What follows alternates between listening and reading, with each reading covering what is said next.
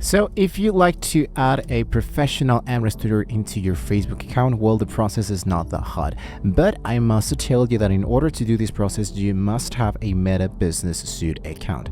To do this process, what you wanted to do is to sign in directly into Meta Business Suite. So open a new tab, go for Meta Business Suite, and once you are directly in here, I wanted to go with my Facebook account, so what you need to do is just to sign in. Inside here, it should be appearing here my Facebook account already been signed in. So what you wanted to do first of all is that you wanted to look out for the option that says here into the left section that says settings. Inside the settings section, what you wanted to do is to look out for the option that says profiles. So in my case, let's say for example that I go from here, settings, business information, users, people. Inside people, what I wanted to do is to add an people here where it says invite people. It says email address. So what I wanted to do is to enter the email address I would like to add. Then I go for next. If you wanted to additional settings, for example, to temporarily just give it the access, you can do it so, and you can just estimate the access expiration date, for example, for a full year, like this. Go for next.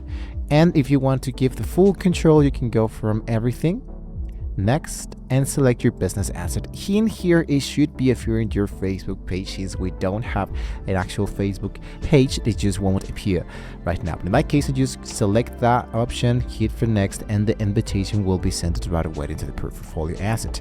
The next thing is going to be happening here is that the person who received the actual email should click below into the emails invitation sent, and once it's now let's say accepted, it should be appearing directly in here. It says now full everything, and you can check out the details about this specific access.